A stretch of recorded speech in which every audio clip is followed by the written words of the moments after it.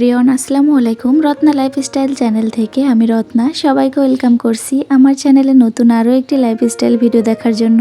দূরে কিংবা কাছে যে যেখান থেকে আমার ভিডিওটি দেখা শুরু করেছেন, আশা করছি সবাই ভালো আছেন। আলহামদুলিল্লাহ, আমি আমার পরিবার নিয়ে খুবই ভালো আছি। সবাইকে জুম্মা মোবারক। এই ভিডিওটা শুক্রবারে ছিল, কিন্তু ভয়েস দেওয়ার কারণে আপলোড দিতে পারলাম না, একটু দেরিই হয়ে গেল। প্লিজ মনে কিছু করবেন না।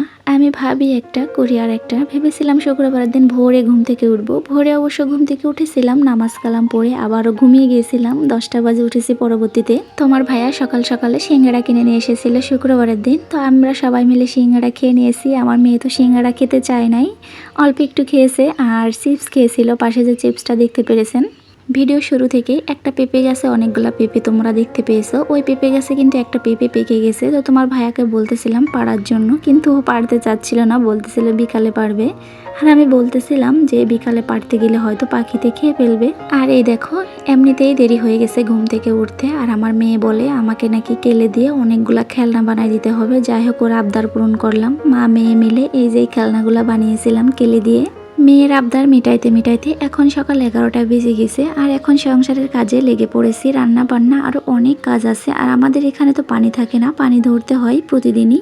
এত সময় পর্যন্ত কিন্তু ভালোই ছিলাম। যখন ভয়েস দিচ্ছিলাম তখন গলায় কেন জানি না একটা সমস্যা হচ্ছিল, কথাই বলতে পারতেছিলাম না, কেমন জানি বাধা বাধা আসতেছিল। কষ্ট করে হলেও ভয়েসটা দিয়ে নিচ্ছি, কারণ 2 দিন যাবৎ এই ভিডিওটা পড়েই আছে। ভিডিওতে ভয়েস দেওয়া হয় না, যত কষ্টই হোক আজকে কিন্তু ভয়েস দিয়ে আপলোড দিয়েই দিব। তোমাদের সাথে কথা বলতে বলতে প্রত্যেকটা রুম কিন্তু আমি গুছিয়ে একদম ঝাড়ু দিয়ে নিয়েছি। আর এখন যত কাপড় চোপড় ছিল ওগুলো একটু ভাঁজ করে নিব। এগুলো 2 দিন ধরে জমে আছে, বৃষ্টির কারণে শুকাইতেই চায় না। আজ একটু শুকিয়েছে, ভাবলাম ভাঁজ করে উঠিয়ে রাখবো। বাকি এই কাজগুলা করেই আমি রান্না করতে চলে যাব। আসলে রান্না করতে আজ একটু দেরি হয়ে গেছিল। প্রতিদিন কিন্তু আমার 11টা সাড়ে 11টার দিকে রান্না বান্না বাসার যত কাজ থাকে সব কমপ্লিট করে ফেলি, কিন্তু আজ ওই যে একটু আমার মেয়ের জন্য দেরি হয়ে গেল, আবার আমিও দেরি করে ঘুম থেকে উঠেছি। অফ ক্যামেরায় কিন্তু আমি পানিও ধরে নিয়েছি। ওই যে বললাম আমাদের এখানে প্রতিদিন পানি ধরে ব্যবহার করতে হয়, এই জন্য কিন্তু আরও একটু বাড়তি ঝামেলা হয়ে যায়। তারপরও কোনো ব্যাপার না, পানি তো আমরা পাই। চিটাং শহরে কিন্তু তোমরা জানো কম বেশি লবণ পানি থাকে, তবে লবণ পানি থেকে আমরা মুক্তি পেয়েছি। লবণ পানি নয়, এটা কিন্তু মিষ্টি পানি। এর জন্য ধরতে হলেও কষ্ট হয় পানি, তারপরও ভালো লাগে। অন্যান্য দিনের চেয়ে আজ ছিল আমার খুবই ব্যস্তময় একটা দিন, তবে বুদ্ধি আর পরিশ্রম দিয়ে আমি কিন্তু খুবই দ্রুত সংসারের কাজ করে ফেলেছি। বাসায় যতই কাজ থাকুক না কেন, আমি সকালে উঠে আগে বিছনা গুছিয়ে নিই, তারপরে ঘর ঝাড়ু দিয়ে নিই। এই 2টা কাজ করলেই কিন্তু আমার বাসার অর্ধেকটা কাজ কম হয়ে যায়। আর যত কাজ থাকুক না কেন, কেমন জানি গাটা পাতলা পাতলা লাগে, মনে হয় কোনো কাজই নাই তেমন। তারপরে ধীরে সুস্থে করে নিলেই মাথা ঠান্ডা করে সব কাজ কিন্তু ঠিকই সময়েই হয়ে যায়। আমাদের এই ছোট্ট পৃথিবীতে নানা রকমের মানুষ আছে। কিছু কিছু মানুষ আছে গিরগিটির মতো রং পাল্টায়, টাইমে টাইমে আকার ধারণ করে। আসলে এই মানুষগুলাকে নিয়ে কি যে বলবো বুঝতেই পারতেছি না। ভিডিওর এই পর্যায়ে এসে একটা আপুর কমেন্টের উত্তর দিয়ে নিই আগে।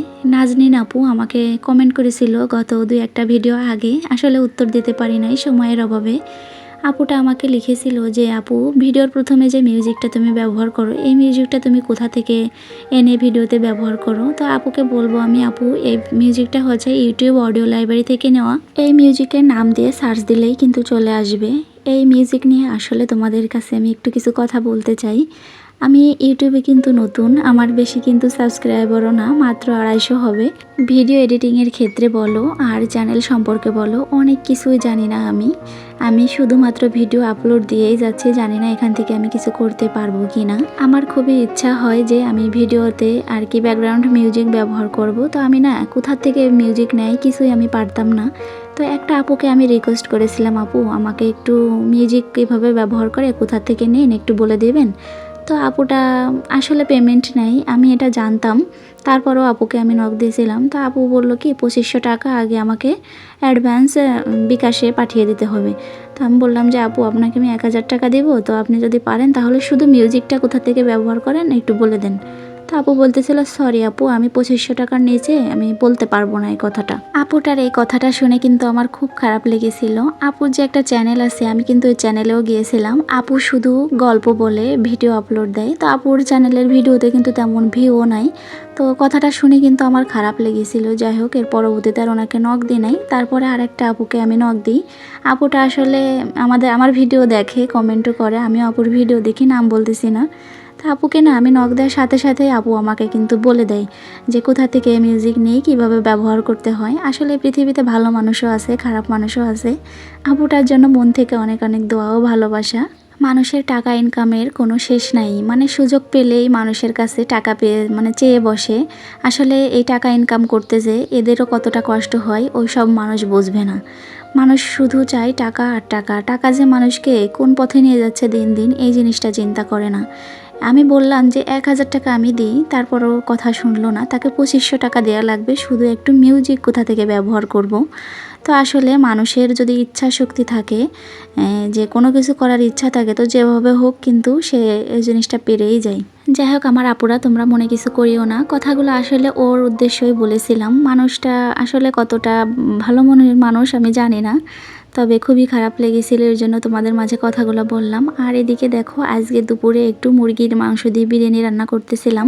আর আমার মেয়ে বলতেছিল, আম্মু শুক্রবার মানেই তো বিরিয়ানি খাওয়ার দিন, তুমি বিরিয়ানি কেন রান্না করবা না? আসলে আমি প্রথমত চাইছিলাম না রান্না করব, তো আমার মেয়ের কথা শুনেই আর কি আবার রান্না করতে আসলাম। এই পর্যায়ে এসে পুরনো আরও একটা কথা আপুদেরকে বলে নিই। আজ যারা নতুন এসেছো আমার চ্যানেলে, ভিডিওর কোনো অংশ বা আমার কথা যদি ভালো লেগে থাকে প্লিজ চ্যানেলটি সাবস্ক্রাইব করে পাশে থাকতে পারো। আর যারা পুরনো আসতো আমার আপুরা আমাকে প্রতিনিয়ত সাপোর্ট করে যাচ্ছ, তোমাদের প্রতি রইল মন থেকে অনেক অনেক ভালোবাসা ও দোয়া। আমার প্রিয় আপুরা, তোমরা প্রতিদিন ঠিকই কমেন্ট করো, কিছু কিছু আপু আছে কমেন্ট ঠিকই করে কিন্তু একটা লাইক দেয় না। প্লিজ আপুরা তোমরা একটা লাইক দিও, তোমাদের একটা লাইক আমার কাছে খুবই গুরুত্বপূর্ণ। তোমরা তো বুঝতেই পারছো যারা ইউটিউবে কাজ করো লাইক কতটা জরুরি। যখনই বিরিয়ানি রান্না করতে আসি তখনই কিন্তু আমার মা বাবার কথা মনে পড়ে। আমার মা বাবার আমার হাতের সব রান্না যেমন তেমন, বিরিয়ানিটা কিন্তু খুবই পছন্দ। যতদিন আসে যতবারই আসে তখনই কিন্তু বিরিয়ানি রান্না করে খাওয়াই। তাদের কাছে নাকি আমার বিরিয়ানিটা খুব ভালো লাগে। গেছেবার আমার বাবা যখন আসছিল আমাদের বাসায় তখন কিন্তু বাটিতে করে, টিফিন কারি বাটিতে করে বিরিয়ানি রান্না করে কিন্তু বাড়িতে পাঠিয়েছিলাম আমার মায়ের জন্য। এই চট্টগ্রাম থেকে ওই নড়াইল অনেকটাই দূরে, তারপরও ভালোবেসে রান্না করে পাঠিয়েছিলাম, তবে নষ্ট হয়েছিল না। আমার মা বলতেছিল বিরিয়ানি নষ্ট হয় নাই, খুবই ভালো লেগেছে খেতে। আশেপাশে কিন্তু সবাইকে দিয়েও খেয়েছিল। আজকের বিরিয়ানি রান্নায় কিন্তু পেঁয়াজ বেরেস্তা অনেকটাই পরিমাণে কম দিয়েছি। তোমাদের ভাইয়া অতটা পছন্দ করে না পেঁয়াজ বেরেস্তা, আর আমার মেয়ে তো খেতেই পারে না, বেরেস্তা দিলে বলে কেটে তুমি কি দিয়েছো। বিরিয়ানি রান্না কমপ্লিট। এখন 1 চামচ ঘি দিয়ে কিছু সময়ের জন্য দমে রেখে দিব, তারপর নামিয়ে নিব। আসলে বিরিয়ানিটা এতটা ঝরঝরে হয়েছিল আর খেতেও অনেক মজা হয়েছিল।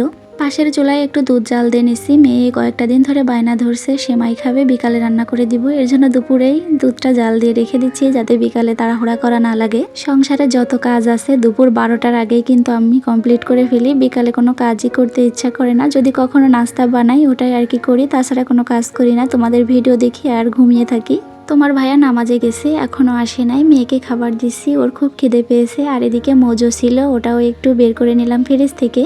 তোমাদের ভাইয়া সকালে মোজো কিনে নিয়ে এসেছিল। আমার মেয়ে তো মোজো ছাড়া আর কি বিরিয়ানি খেতেই চায় না। ছোট মানুষ হিসেবে অনেকটাই আবদার করে আমার কাছে, তবে এটা আমার কিন্তু বেশ ভালোই লাগে। ভেবেছিলাম তোমার ভাইয়াকে হয়তো টাইম মতো ভাত দিতে পারবো না, কিন্তু ওই যে দেখো বুদ্ধি করে সব কাজ করে নিয়েছি তাড়াহুড়া করেই। তারপরও সব কাজ থেকে এখন একটু মুক্তি পেয়েছি, এখন রেস্টে আছি। এই যে বিকাল টাইমে গাছ থেকে তোমার ভাইয়া পেঁপে পেড়ে এনেছে। নিজেদের গাছের পেঁপে খেতে এত মজা যে বলে বোঝাতে পারবো না, অনেক মিষ্টি ছিল। সবাই ভালো থাকে, দেখা হবে অন্য কোনো ভিডিওতে। আল্লাহ হাফেজ।